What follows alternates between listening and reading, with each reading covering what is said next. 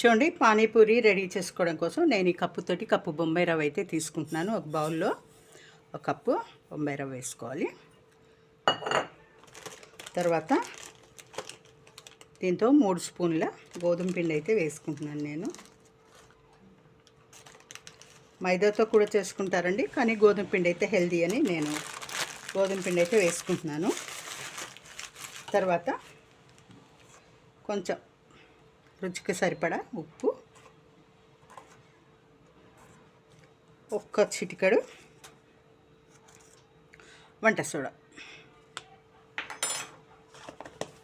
ఇప్పుడు మనం దీన్ని చక్కగా వాటర్ వేసి కలుపుకుందామండి.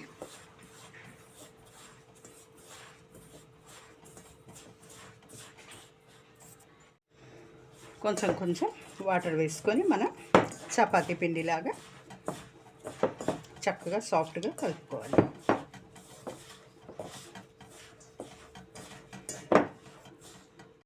చూడండి, ఈ విధంగా మనమైతే మరీ లూజ్గా కాకుండా మరీ గట్టిగా కాకుండా కొంచెం సాఫ్ట్గా ఇలా కలుపుకుని మనం మూత పెట్టి పక్క పెట్టేసుకుందాం. చూసారు కదా, మూత పెట్టి పక్క పెట్టేసుకుందాం. ఇక్కడ ఒక పెద్ద నిమ్మకాయ సైజ్ అంతా చింతపండు తీసుకున్నానండి. తీసుకొని నానబెట్టుకొని ఆ రసం అయితే తీసుకొని ఈ డేక్షాలో వేసుకుంటున్నాను. ఇప్పుడు ఒక మిక్సీ జార్లో బాగా శుభ్రంగా కడిగి తీసుకొచ్చిన కొత్తిమీర ఒక కట్ట అయితే వేస్తున్నానండి. చూడండి, ఒక కట్ట కొత్తిమీర,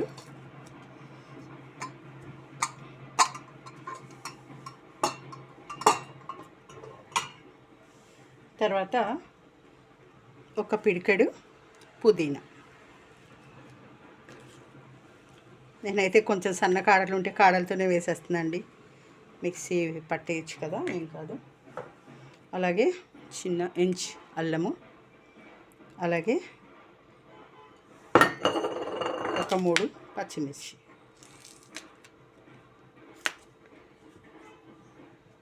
కొంచెం సాల్ట్ కూడా వేసుకున్నామండి. సాల్ట్ చాలపోతే తర్వాత మళ్ళీ మనం సాల్ట్ వేసుకోవచ్చండి. ఇప్పుడు దీన్ని ఫైన్గా మెత్తగా మిక్సీ అయితే పట్టేసుకుందామండి. చూడండి, నేను ఇలా మిక్సీ అయితే పట్టుకున్నాను. అంత బాగా మెత్తగా అయితే రాలేదు, కొంచెం బరక బరకగా వచ్చింది. అందుకోసమని నేను ఈ చింతపండు వాటర్లో ఈ ప్యూరిన్ అయితే వేసి ఫిల్టర్ చేస్తున్నానండి. ఎందుకంటే మనకి ఇది రాకూడదు కదా, ఇదంతా మనకి రాకూడదు అన్నమాట, చెత్త రాకూడదు, సాఫ్ట్గా ఉండాలి, మొత్తం వాటర్లో కలిసిపోవాలన్నమాట. అందుకని నేను మొత్తం ఇలా ఫిల్టర్ చేసి దీనిలోకి అయితే తీసుకుంటున్నానండి.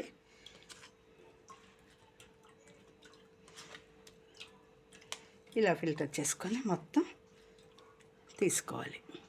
ఈ విధంగా మొత్తం అయితే ఫిల్టర్ చేసుకున్నానండి. మనం మిక్సీ పట్టుకున్న ఇది మొత్తం పుదీనా, కొత్తిమీర, అల్లము, పచ్చిమిర్చి ఇవన్నీ. ఇప్పుడు మనం కొంచెం వాటర్ కలుపుకుందాం. ఎందుకంటే నేను చింతపండు నీళ్ళు ఎక్కువే తీసుకున్నానండి, అందుకని కొంచెం వాటర్ అయితే కలుపుకుందాం. కొద్దిగా ఒక చెక్క నిమ్మరసం కూడా వేసుకుందామండి. ఒక చెక్క నిమ్మరసం కూడా దీనిలో వేసుకుందాం.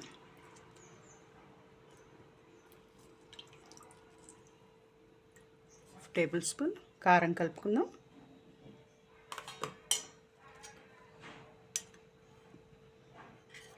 ఒక 1/2 టేబుల్ స్పూన్ వేయించి పొడి చేసిన జీలకర్ర పొడి,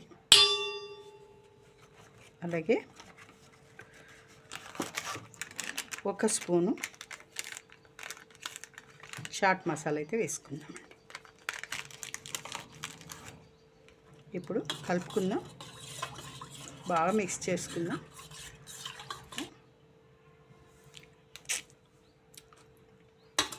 చాలా అంటే చాలా బాగుంది. కొంచెం సాల్ట్ వేద్దాం, సాల్ట్ సరిపోలేదు, కొంచెం అయితే వేద్దాం. ఓకే,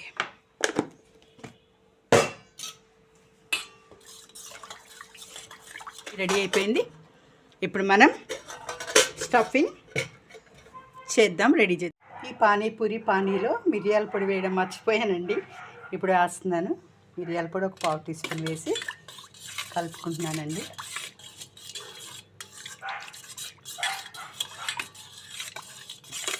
పానీపూరిలోకి స్టఫింగ్ కోసం నేను ఆలుగడ్డలు బాగా ఉడకబెట్టుకొని ఇలా పొట్టు తీసి ఉంచుకున్నానండి. వీటిని మెత్తగా మ్యాష్ చేసి మనం బాగా మెత్తగా దీన్ని ఇలా చేతితోటి మెత్తగా చేసేసుకోవాలి. బాగా మెత్తగా నానబెట్టి ఒక 4 గంటలు నానబెట్టి తర్వాత ఉడికించుకుని తీసుకున్న తెల్ల బఠానీ అన్నమాట. చూసారా, చాలా మెత్తగా ఉడికాయండి. ఇవి కూడా మనము చేయి జారుతుంది. ఇవి కూడా మనం దీనిలో వేసుకొని కలిపేసుకుందాం. వీటితో పాటు మెత్తగా మ్యాష్ చేసేసుకుందాం. ఇవి కూడా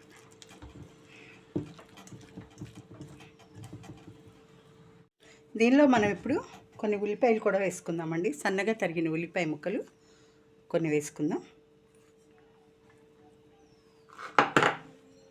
అలాగే 1 స్పూను కారం కూడా వేసుకుందాం.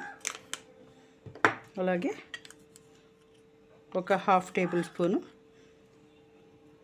జీలకర్ర పొడి, వేయించి తీసుకున్న జీలకర్ర పొడి.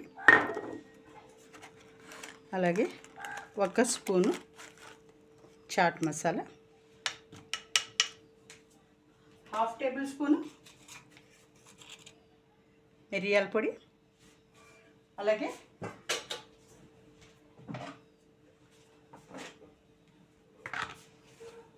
1 స్పూను ధనియాల పొడి. ఇవన్నీ వేసి మనం కొత్తిమీర కూడా వేయాలండి. చూడండి, కొంచెం సాల్ట్, తర్వాత కొద్దిగా సన్నగా తరిగిన కొత్తిమీర వేసుకొని బాగా కలుపుకుందామండి. దీనిలో వేసేసి ఈ మసాలాలన్నీ దీనిలో కలుపుకుందాం. ఉప్పు, కారం బాగా కలిపేసిన తర్వాత ఉప్పు, కారము ఇవన్నీ సరిపోయే లేదో మనం చెక్ చేసుకుందామండి. ఇప్పుడు మనం పూరీలు చేసేసుకుందాం. స్టఫింగ్ రెడీ అయిపోయింది కదా, పూరీలు అయితే చేసుకుందాం. పిండిని ఇలా మనం సపరేట్ చేసుకొని ఇలా ఉండలుగా చిన్న చిన్న ఉండలుగా బాల్స్లాగా చేసుకోవాలండి. నానబెట్టుకున్నాం కదా ఇందాక మనం పిండి కలుపుకుని, రవ్వ గోధుమ పిండి కలుపుకుని అవి ఇలా మనం బాల్స్ లాగా చేసుకుందాం. చేసుకొని ఇప్పుడు మనం కొంచెం అంతా ఆయిల్ రాసుకుని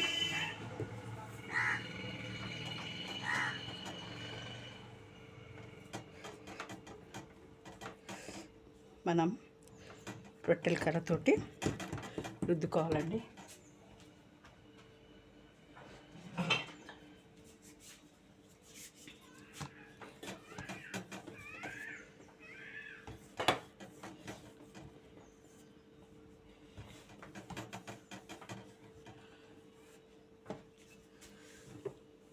పానీపూరి పూరి షేప్లో మనం ఇలా కట్ చేసుకుందాం.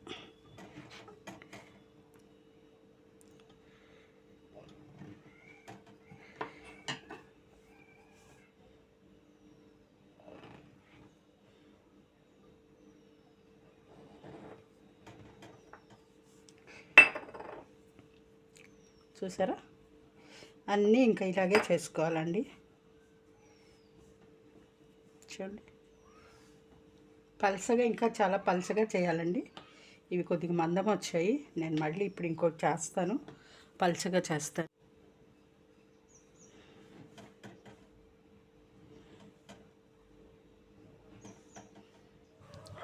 వేద్దామండి పూరీలు. ఆయిల్ కాగింది.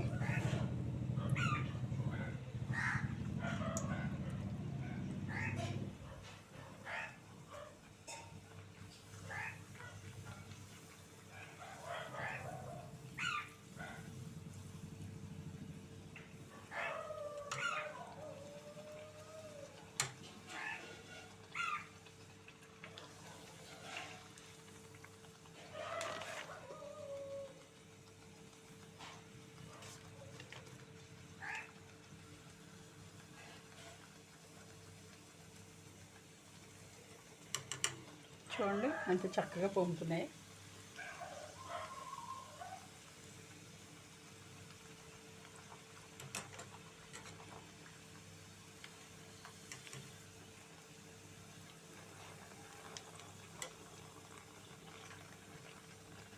ఫస్ట్ వేసింది పొంగలేదండి.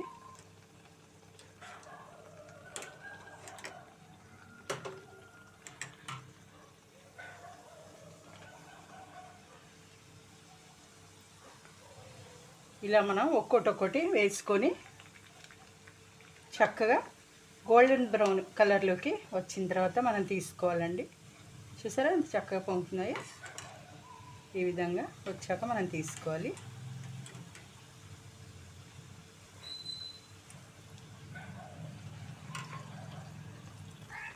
ఇలా మనం తిప్పుకుంటూ మనం వేసుకోవాలండి వీటిని.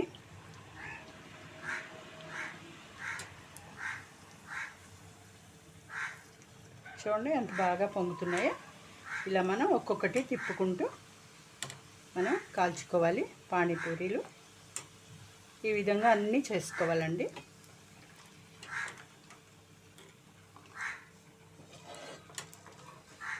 ఫస్ట్ వేసింది అయితే పొంగలేదు చూసారా, మిగిలినవన్నీ పొంగాయి చక్కగా.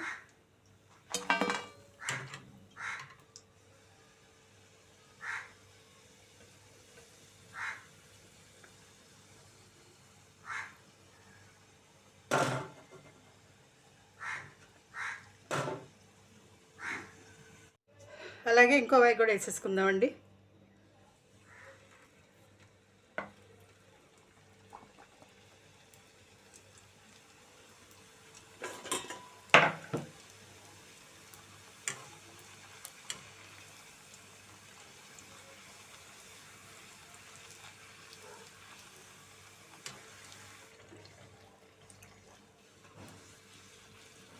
ఇలా మనం రెడీ చేసుకున్న పూరీలు మొత్తం వేసుకోవాలండి. వేసుకొని కాల్చుకోవాలి.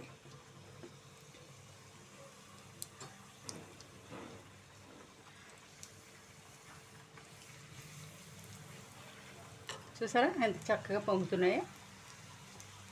చూడండి పానీపూరి రెడీ అయిపోయింది. పూరీలు అయితే చేసేసుకున్నామండి.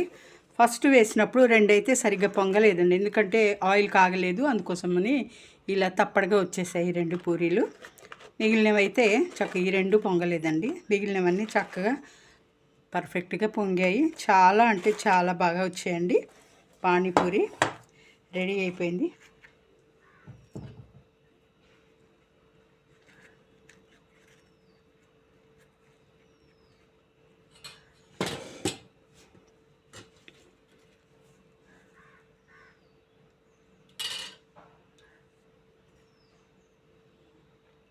ఇలా టిప్ చేసుకొని కొంచెం ఉల్లిపాయలు వేసుకొని చక్కగా ఇలా తినడమే.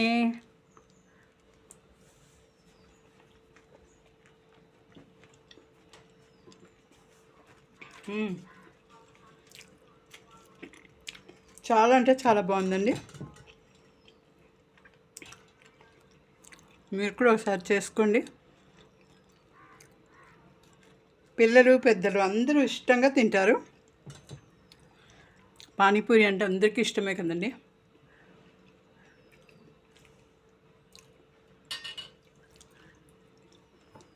కొంచెం ఉల్లిపాయలు వేసుకొని ఇంట్లో అంతే, పానీపూరి రెడీ.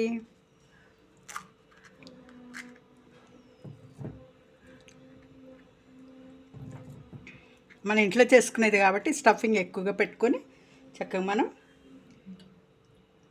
ఈ పానీలో మనం డిప్ చేసుకొని అంతేనండి. కాకపోతే ఏంటి అంటే కొంచెం ప్రాసెస్ ఎక్కువ. ఈ పానీపూరి చేయడానికి కొద్దిగా ఓపికగా చేసుకోవాలి. చాలా బాగుందండి. ఎంత బాగుందంటే అంత బాగుంది. నాకైతే బాగా నచ్చింది. ఇవన్నీ కూడా తినేయాలనిపిస్తుంది.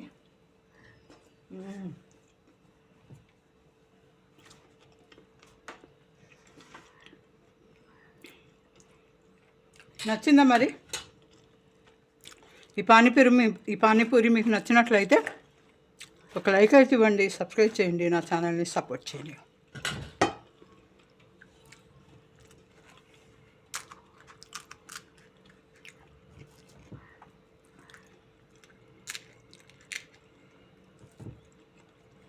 చూసారా ఎలా కరకర అంటున్నాయో.